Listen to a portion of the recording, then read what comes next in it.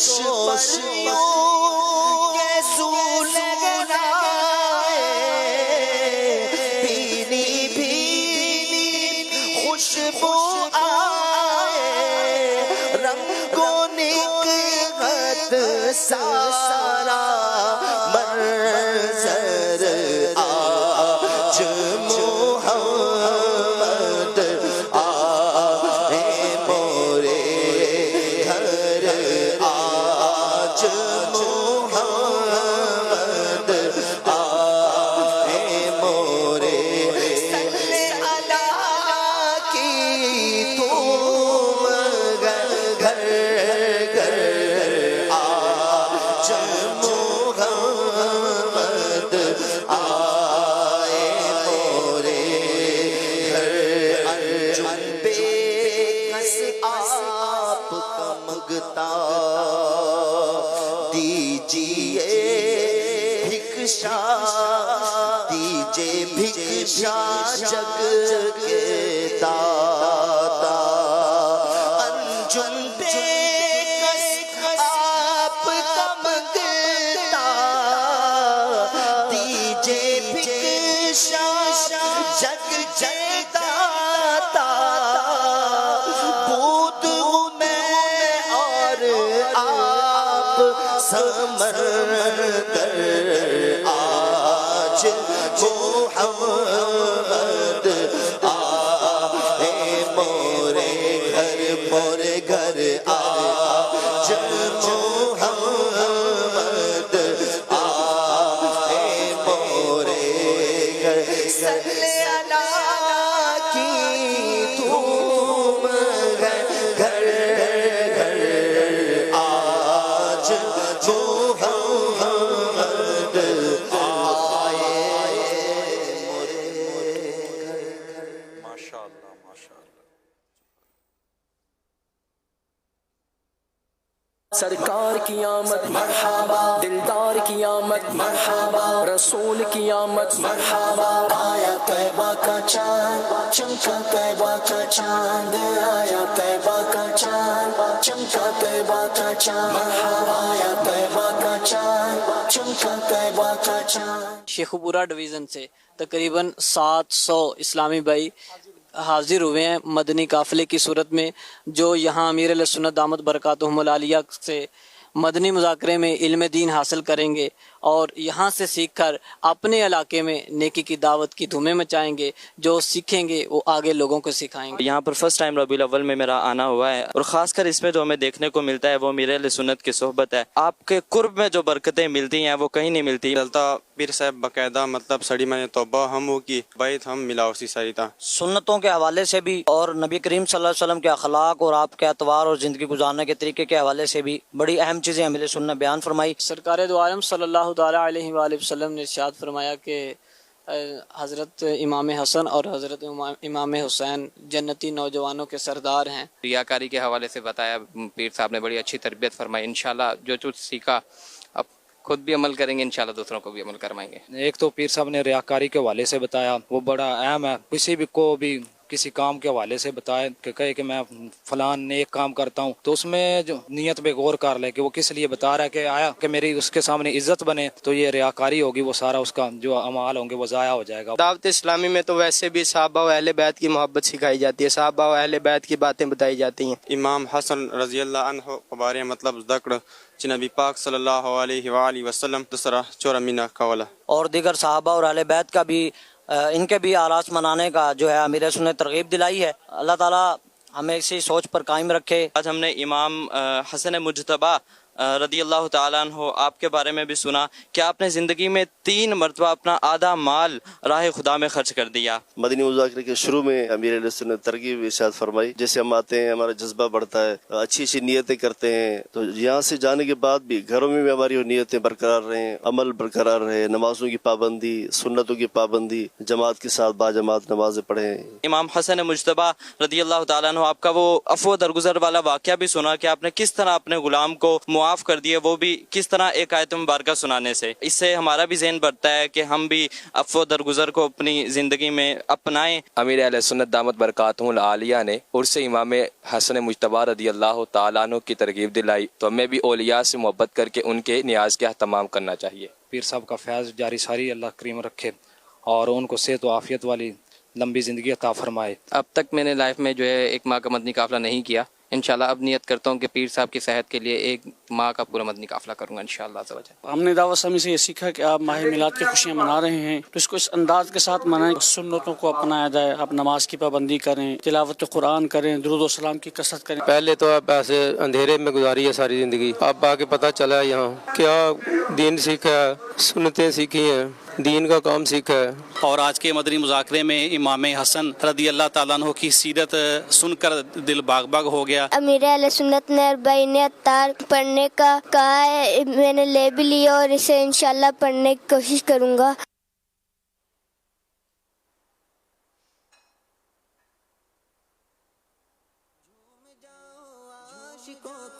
آمد سرکار ہے، نبی کا جشن آیا ہے، فدا ہے عاشقان رسول، نبی کا جشن آیا ہے۔ صلو علی الحبیب صلی اللہ علیہ وسلم۔ الحمدللہ رب العالمین والصلاة والسلام علی خاتم النبیین، اما بعد فاعوذ باللہ من الشیطان الرجیم، بسم اللہ الرحمن الرحیم، الصلاة والسلام علیک یا رسول اللہ وعلی آلک واصحابک یا حبیب اللہ، الصلاة والسلام علیک یا نبی اللہ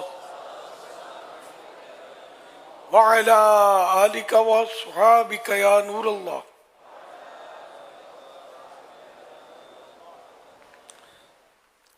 نویت سنت الاعتکاف، جب کبھی داخل مسجد ہونے کی سعادت پائیں اعتکاف کی نیت ضرور فرمائیں۔ نیت دل کے ارادے کو کہتے ہیں، دل ہی میں نیت کر لیجئے کہ میں نے سنت اعتکاف کی نیت کی، اب معتکف ہو گئے۔ دل میں نیت حاضر ہوتے ہوئے زبان سے بھی دوہرا لینا زیادہ اچھا ہے، چاہے اپنی مادری زبان ہی میں کہہ لیجئے کہ میں نے سنت اعتکاف کی نیت کی۔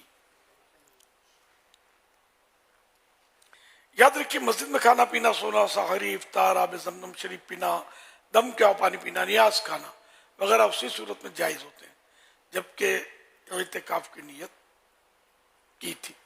اعتکاف کی نیت نہیں کی تھی تو اب نہیں کھا افطار وغیرہ مسجد میں نہیں کر سکیں گے۔ ہاں اعتکاف کی نیت کر لیجئے اور افطار بھی کر لیجئے، تاہم مناسب یہ ہے کہ ثواب کے لیے نیت کی جائے اور کچھ ذکر و درود کر لیا جائے، چاہے تو بار بار درود شریف پڑھ لیجئے، اب بے شک افطار کر لیجئے۔ صلو علی الحبیب صلی اللہ علی محمد۔ آج 1446 ہجری کے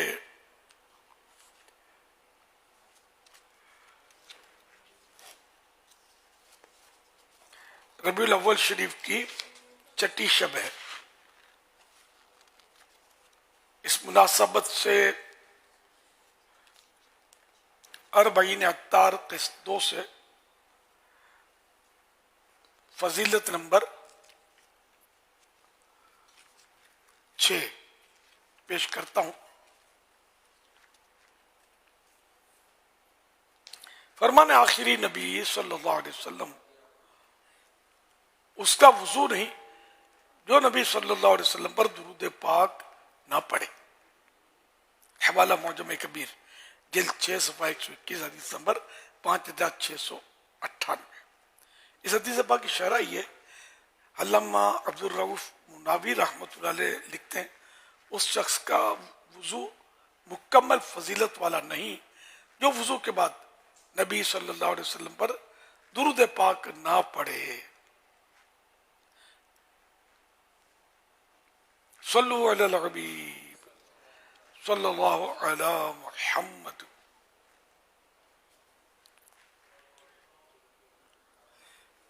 مدنی مذاکرہ سننے کی اچھی اچھی نیتیں کر لیجئے۔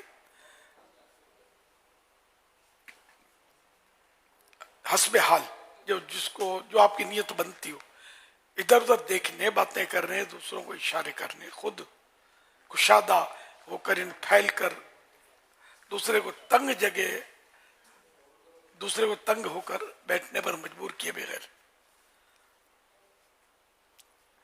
दीवार वगैरह पर टेक लगाए बगैर अल्लाह करीम की रज़ा के लिए तवज्जो से दीनी बातें सुनूंगा।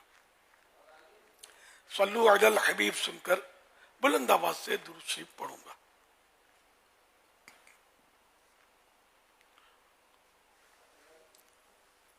जब तक सलात व सलाम ना हो जाए अपनी जगह नहीं छोड़ूंगा, अगर मजबूरी ना हुई। मदनी मुज़ाकरा खत्म होने के बाद खुद आगे बढ़कर सलाम करूंगा, मुसाफा करूंगा और नेकी की दावत दूंगा, मदनी काफिलों की तरगीब दिलाऊंगा, नेक अमाल पर अमल करने की तरगीब दिलाऊंगा वगैरह। सल्लु अलल हबीब सल्लल्लाहु अला मुहम्मद। सोशल मीडिया के ज़रिए सवालात का सिलसिला है। अली शहजाद सवाल कर रहे हैं, ये कह रहे हैं कि बाज़ लोग कहते हैं कि चरागा वगैरह कर रहे हों तो आप नमाज नहीं पढ़ते हो, जश्न विलादत मनाने का क्या फ़ायदा? तो इनका ऐसा कहना कैसा है? क्या फ़ायदा?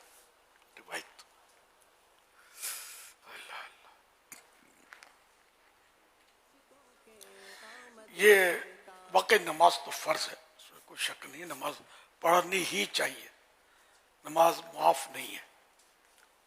और सबसे पहले क़यामत के दिन नमाज पूछी जाएगी, ये दुरुस्त ना हुई तो बाकी अमाल भी बदरजा औला ना दुरुस्त होंगे। ताकीद तो बहुत है नमाज की और फ़र्ज भी है, पढ़नी चाहिए। इसका मतलब ये नहीं है कि अब जो नमाज नहीं पढ़ता या फ़राइज़ अदा नहीं करता अब वो किसी सूरत में और नेकियां ना करे। अस्सलामु अलैकुम कहना ये नेकी है, ठीक है ना। अब जो बेनमाजी है क्या उस पर पाबंदी लगाएंगे कि वो अस्सलामु अलैकुम भी ना कहा करे? ये नेकी है, नमाज नहीं पढ़ता, सलाम से क्या फायदा? अच्छा, आपने अभी कहा अल्लाह, नमाज नहीं पढ़ते और कहा अल्लाह, अल्लाह तो नेकी है अल्लाह कहना, तो क्या फायदा आपको अल्लाह का नाम लेने से? अच्छा, जो नमाज नहीं पढ़ता उसने किसी गरीब की मदद कर दी, है ना, गरीब का दिल खुश कर दिया, उसको कुछ रकम पेश कर दी, बेचारा दुखी था, अरे नमाज नहीं पढ़ते और तुमने गरीब की मदद कर दी, क्या फायदा? ये फिर गरीब और अमीर दोनों मिलकर ढीमेंगे आपको, बताएंगे कि क्या फायदा, समझे? तो इसलिए मतलब अक्ल और होश के नाखून थे। कोई नेक काम करता है तो उसको काहे को रोकते हैं यार, बल्कि यही नेकी हो सकता है इसको नमाजों की तरफ भी ले आए। तो ये लोगों की बड़ी अजीब मंतिक है, नमाज नहीं पढ़ते ये करना क्या फायदा, नमाज नहीं पढ़ते वो क्या फायदा? तुमको नमाज पढ़ना आती है? अच्छा आती है, कबूल हो गई, इसकी कोई गारंटी है अल्लाह की बारगाह में? तो खाली चरागा ही नजर आता है कि जश्न विलादत का क्या फायदा? तो बाकी तो कदम कदम पर एक मुसलमान जो है भले बेनमाजी है, गलत कर रहा है, नमाज नहीं पढ़ता, लेकिन कदम कदम पर अल्लाह का नाम ले रहा है, उसके हबीब सल्लल्लाहु अलैहि वसल्लम का नाम ले रहा है, कलमा पढ़ रहा है, कभी सुभान अल्लाह बोल रहा है। तो कि सारे काम इसको बंद करवा दो कि नमाज नहीं पढ़ते हो तो ये अल्लाह रसूल का नाम लेते ही क्यों? कोई फायदा नहीं है, छोड़ो इसको। तो ऐसा ना करें, ये तो वलीद बिन मुगीरा की सिफत है। हाँ, वलीद बिन मुगीरा बहुत सख्त काफिर था, कुरान में इसका जिक्र है, इसके 10 ऐब कुरान ने गिनवाए, उसमें एक ये भी था मन्नाइल लिल खैर, भलाई से बड़ा रोकने वाला। ये चरागा भी एक कोई अच्छी नीयत से जश्न विलादत के मौके पर करता है तो एक अच्छा काम करता है, एक नेक काम करता है, तो उसको रोकना ये दुरुस्त नहीं है। हाँ, अपने या शादियों में जो चरागे करते हो, खतनाओं में या और, अंधेरे में डूबे रहो, मत करो, तो करेंगे, اور کس صحابی نے بھائی شادی کے موقع پر اپنی بلڈنگ سجائی تھی. تو مطلب یہ کہ خواہ خواہ مطلب آخر جشن ولادت میں کیوں مطلب مسئلہ ہے, کیا مسئلہ ہے؟ سرکار کی محبت میں کوئی کرتا ہے تو آپ بھی مطلب ان کی صحبت میں عاشقان رسول کی انشاءاللہ آپ بھی کرنا سیکھ جاؤ گے, جذبہ ملے گا. اللہ کے پیارے پیارے آخری نبی صلی اللہ تعالی علیہ وآلہ وسلم حضرت ابو ذر غفاری رضی اللہ عنہ فرماتے ہیں کہ رسول اللہ صلی اللہ علیہ وسلم نے مجھ سے ارشاد فرمایا لا تحقرن من المعروف شیئا, تم کسی نیکی کو حقیر نہ جانو.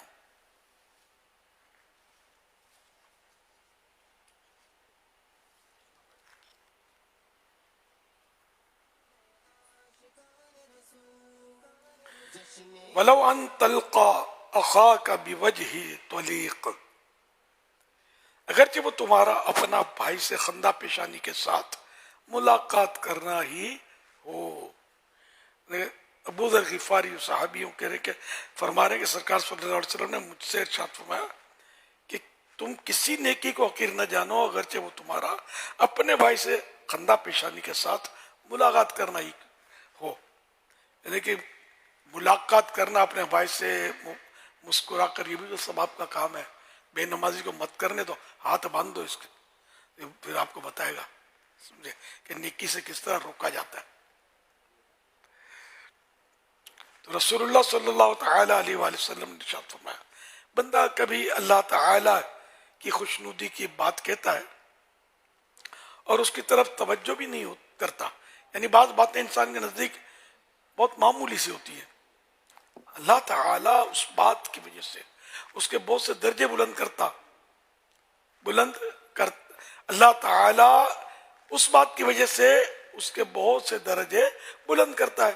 اور کبھی اللہ تعالیٰ کی ناراضگی, کبھی اللہ تعالیٰ کی ناراضی کی بات کرتا ہے اور اس کا خیال بھی نہیں کرتا, اس کا خیال بھی نہیں کرتا, اس بات کی وجہ سے جہنم میں گرتا ہے. بخاری کتاب الرقاق باب حفظ اللسان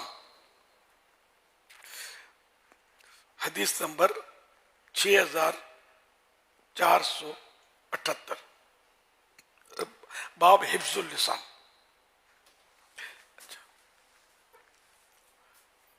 تو یہ مطلب یعنی کہ بعض اوقات ایسی بات کرتا ہے بندہ کہ اس کے درجے بلند ہو جاتے ہیں, حالانکہ اس کو پتہ نہیں ہوتا, اچھی بات کر جاتا ہے, اس کے منہ سے ادا ہو جاتی ہے. اس طرح بعض اوقات اس کی بات ایسی نکل جاتی ہے منہ سے اور اس کا خیال نہیں کرتا, لیکن اس کی وجہ سے جہنم میں گرتا ہے. تو اس لیے اپنی زبان کو کنٹرول کریں, سمجھے. آپ چراغاں نہ کریں تو گناہگار نہیں ہے, چراغاں کو برا سمجھیں گے تو یہ برا ہے. اس کیونکہ ایک نیک کام کو کر رہا ہے. جشن ولادت کے چراغاں میری مراد ہے. کسی نے حضرت جنید بغدادی رحمۃ اللہ علیہ کو بعد وفات خواب میں دیکھا تو پوچھا کیا گزری؟ فرمایا عبادات ضائع ہو گئی, اشارات فنا ہو گئے. ہاں اگر کام آئی تو وہ تہجد کی چند رکعتیں جنہیں رات کو ادا کیا کرتا تھا. حوالہ لمعات التنقیح جلد 3 صفحہ نمبر 344. تو اللہ پاک کو کون سی نیکی پسند آ جائے اس کا کسی کو بھی نہیں پتا. اللہ پاک کی خفیہ تدبیر, چھپا فیصلہ کس کے بارے میں کیا ہے وہ کوئی نہیں جانتا. تو اس لیے کوئی سی بھی نیکی ہو کسی کو کبھی بھی نہیں کہنا چاہیے کہ اس سے کیا فائدہ. لیکن یہ بعض اوقات اسی میں کہا جاتا ہے 11ویں شریف کرتا ہے نماز نہیں پڑھتا, کیا فائدہ. آپ کی دعوت کرتا ہے, بریانی کھلاتا ہے, نیکی کا کام ہے, تبھی یاد آتا ہے کہ نماز تو پڑھتا نہیں ہو, لے میرے کو دعوت دینے آ گیا ہے, حاضر ابھی آیا, دیر پہلے سے جا کے بیٹھ جاؤ گے بریانی کھانے کے لیے, تب بالکل یاد نہیں آتا. یہ تو بے نمازی ہے, اس کی بریانی کی نیکی کیا فائدہ نہیں, کبھی بھی آپ کے ذہن میں نہیں آئے گا. اگر جشن ولادت کے بارے میں کیوں ہوتا ہے, کیا فائدہ. 11ویں شریف کے بارے میں کیوں آتا ہے, کیا فائدہ. اس لیے اپنی سوچ کا علاج کیجئے. سوچ کا علاج کرنے کی ہاسپٹل جو ہے نا یہ فیضان مدینہ ہے. آ جاؤ فیضان مدینہ، آ جاؤ، انشاءاللہ علاج ہو جائے گا، سب سمجھ میں آ جائے گا اللہ نے چاہا تو. صلو علی الحبیب صلی اللہ علی محمد. یہ فرض نماز کے بعد آیت الکرسی پڑھنے کی کیا فضیلت ہے، اور فرض نماز کے بعد آیت الکرسی سلام پھیرنے کے فوراً بعد پڑھنی چاہیے یا سنتوں اور نوافل کے بعد یہ پڑھنی چاہیے؟ اور یہ مزید یہ امیر اہل سنت سے درخواست ہے کہ میرے لیے اور میرے والدین کے لیے بخشش و مغفرت کی دعا فرما دیں. یغفر اللہ لنا ولکم ولہما بغیر حساب. آیت الکرسی پڑھنے والا فرض نمازوں کے بعد وہ مرتے ہی جنت میں داخل ہوگا. یہ فضیلت بھی ہے اس کی. اب یہ کہ فرض نمازوں کے فوراً بعد اگر پڑھے تو بھی ٹھیک ہے، اور جیسے سنت نفل پڑھ کے اگر پڑھے جب بھی صحیح ہے. واللہ تعالی اعلم ورسولہ اعلم. عز وجل وصلی اللہ تعالی علیہ وآلہ وسلم. صلو علی الحبیب صلی اللہ علی محمد. امیر اہل سنت عموماً دیکھا جاتا ہے کہ ماں باپ کو اولاد کی شادی کے لیے رشتے کی فکر ہوتی ہے. رشتہ ہو جائے تو شادی کے اخراجات کی فکر، شادی ہو جائے تو ان کا گھر بسانے کی فکر. امیر اہل سنت آپ سے سوال یہ ہے کہ والدین کو اولاد کی شادی کرنے کے بعد کن کن باتوں کا خیال رکھنا چاہیے، یا وہ کون کون سے ایسے کام کریں جن سے ان کی اولاد کا گھر بسے اور وہ خوش و خرم اپنی زندگی گزار سکیں؟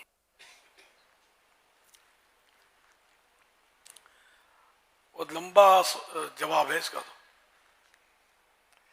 اس کے لیے نگران شورا کے بڑے تفصیلی بیانات ہیں کہ کن کن باتوں کا خیال رکھیے. بڑا لمبا جواب ہے اس کا. بہرحال معاملے میں شریعت کی پابندی کریں گے نا انشاءاللہ برکت اس کے حاصل ہوگی. یہ معلوم نہیں ہے تو معلوم نہیں تو سیکھیں، کتابیں پڑھیں. بہار شریعت میں بھی اس کے بارے میں کچھ لکھا ہوا ہے، شادیوں کے بارے میں. پھر مکتبۃ المدینہ میں بھی رسالے ہیں، سنت نکاح غالباً ایک رسالہ یہ بھی ہے. اس طرح کی مطالعہ کریں، علماء سے رہنمائی لیں جا کر ان کے پاس. وہ رسم و رواج جو شریعت سے نہیں ٹکراتے وہ جائز ہوتے ہیں، لیکن کچھ رسم و رواج، بلکہ کئی رسم و رواج ہمارے یہاں ایسے کیے جاتے ہیں وہ شریعت کے مطابق نہیں ہوتے. اور پھر ہر برادری کے یہاں الگ الگ رواج ہوتا ہے. تو وہی دیکھیں جامع بات یہ کہ شریعت کے مطابق جو رواج ہے وہ اوکے ہے، شریعت کے مطابق نہیں ہے وہ مطلب نہیں کرنا. صلو علی الحبیب صلی اللہ علی محمد. میرا سوال ہے اللہ پاک سے ملاقات کا شوق رکھنے کے تعلق سے آپ کیا فرماتے ہیں؟ کیا اس کا کوئی ثواب بھی ملتا ہے؟ اس کے لیے انسان کو کیا کرنا چاہیے؟ براہ کرم جواب ارشاد فرما دیں. اللہ پاک سے ملاقات کا شوق تو بالکل ہونا ہی چاہیے، یہاں تک کہ اللہ پاک کے پیارے پیارے آخری نبی صلی اللہ علیہ وسلم نے ارشاد فرمایا اپنی دعا میں عرض کرو اللہم ارزقنی لذت النظر الى وجہک الکریم والشوق الى لقائک. اے اللہ پاک مجھے اپنے دیدار کی لذت اور اپنی ملاقات کا شوق عطا فرما.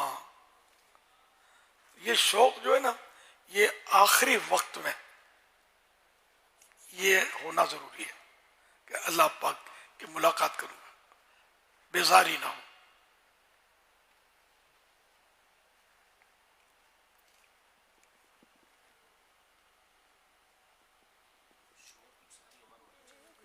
وہ مین جو شوق ہے نا وہ آخری وقت برا نہ جانے. موت کو ہے کچھ اس کی تفصیل، لیکن یہ نہ کہہ کہ مجھے شوق نہیں ہے. یہ حقیقت ہے کہ اللہ کی ملاقات کا شوق اور جذبہ تو ہونا چاہیے. دعا بھی کرے یا اللہ پاک مجھے اپنی ملاقات کا شوق عطا فرما. حضرت ابو درداء رضی اللہ تعالی عنہ نے حضرت کعب الاحبار رحمۃ اللہ علیہ سے فرمایا مجھے تورات شریف کی کسی خاص آیت کے بارے میں بتاؤ. تو انہوں نے بتایا کہ اللہ پاک तौरात में इरशाद फरमाता है, नेक बंदे मेरी मुलाकात का बहुत शौक रखते हैं और मैं इनकी मुलाकात का। फिर फरमाया कि तौरात में उसी आयत के करीब ये भी है कि जो मेरी जुस्तजू करेगा वो मुझे पा लेगा, और जिसने मेरे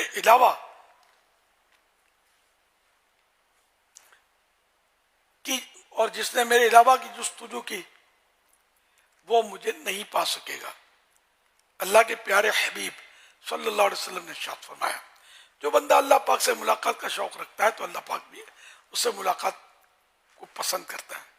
मजीद फरमाया, जब मोमिन को मौत आती है और उसे अल्लाह पाक की रिजा और तकरीम की खुशखबरी दी जाती है तो उसे मौत के बाद पेश आने वाले मामले से ज्यादा कोई चीज प्यारी नहीं होती। बस वो अल्लाह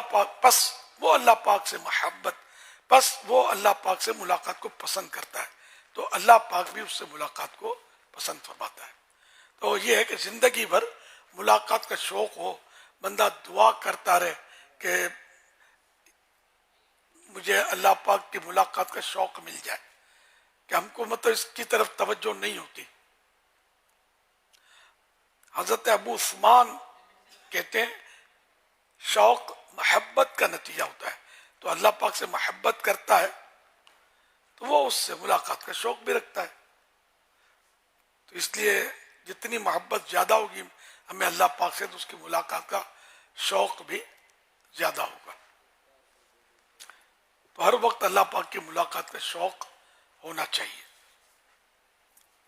सल्लु अलल हबीब सल्लल्लाहु अला मुहम्मद।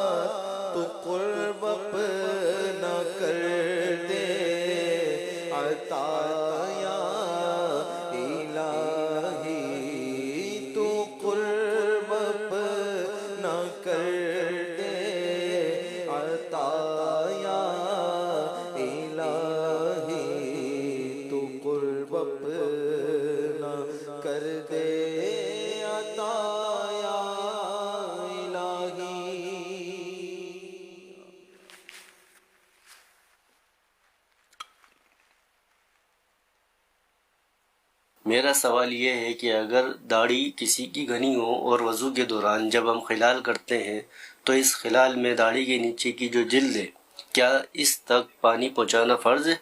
इसके बारे में इरशाद फरमाइएगा। मसलन बाज़ औक़ात मसाजिद में वज़ू खाने पर रश होता है, जुम्मे की नमाज है और जमात खड़ी हुई है, तो ऐसी सूरत में किस तरह से खिलाल करें कि हम जल्दी खिलाल कर भी लें और हमारा फ़र्ज़ भी अदा हो जाए? पता नहीं साहिल ने खिलाल को समझा कि नहीं समझा। खिलाल में कोई देर तो नहीं लगती, सीधा हाथ जो दाढ़ी में दाखिल किया खिलाल हो गया। तो ये सुन्नत है खिलाल। और घनी दाढ़ी है तो उसको बाल जो जड़ तक धुलने, उसके जिल्द धुलना फर्ज नहीं है। और गुस्ल में अलबत्ता बाल की नोक से लेकर जड़ तक और नीचे की जिल्द स्किन ये भी धुलना फर्ज है।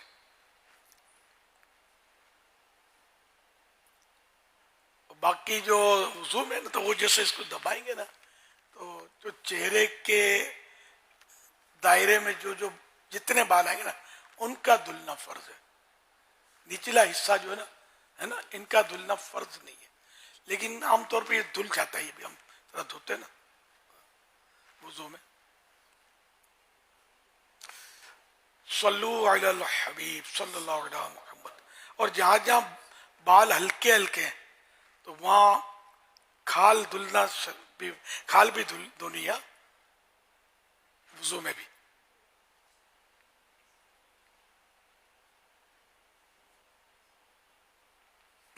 मेरा आपकी बारगाह में सवाल है कि मेरे जिस्म में तकरीबन 3 माह से पानी वाले दाने हो रहे हैं जिसमें मुस्तकिल पानी रिस रहा है, तो इसमें नमाज का क्या हुक्म है? बराए करम जवाब इरशाद फरमा दीजिए और दुआओं से भी नवाज दीजिए।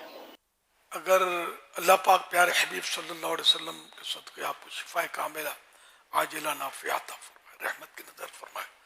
اس میں ایسا ہے کہ اگر چپک ہے تو چپک کا تو لکھا ہے کہ باہری شریعت میں کہ کپڑا کتنا ہی اس سے چپک کر سن جائے یعنی آلود ہو جائے، اس سے وضو ٹوٹتا نہیں ہے.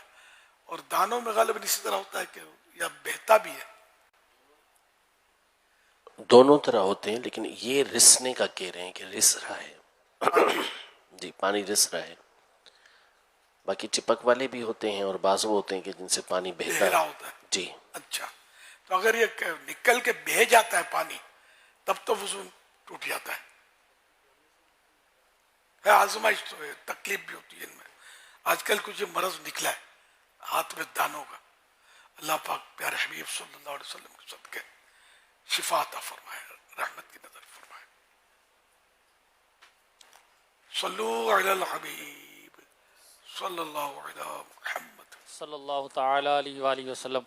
الحمدللہ ماہ میلاد شریف کے مدنی مذاکروں کا سلسلہ جو ہے وہ جاری ساری ہے، اور عالمی مدنی مرکز فیضان مدینہ میں کثیر عاشقان رسول الحمدللہ مدنی مذاکروں میں شرکت کے لیے حاضر ہو رہے ہیں. آج خصوصی طور پر جو ہے وہ انٹیریئر سندھ کے علاقہ جو شہر نواب شاہ ڈویژن اور اسی طرح صوبہ پنجاب کے شہر شیخو پورہ اور سرگودا ڈویژن کے عاشقان میلاد بھی الحمدللہ خصوصی طور پر یہاں شیخو پورہ اور سرگودا والے ٹرین کے ذریعے حاضر ہوئے ہیں. امیر سنت سے عرض ہے کہ سب کو دعاؤں سے بھی نوازیں. ماشاءاللہ جی آیا نو سب کو خوش آمدید، ویلکم. اللہ آپ سب کا آنا جانا قبول فرمائے اور یہیں رہیے گا، ادھر ادھر گھومنے مت جائیے گا. دن کو بھی سحری کا بھی انتظام ہوتا ہے، روزے بھی رکھ لیں گے، مسجد میں رہیں گے تو انشاءاللہ. خصوصی مدنی مذاکرہ بھی ہوتا ہے، اس میں شریک رات بھر جاگیں گے تو دن کو سونے کا بھی وقفہ ملے گا.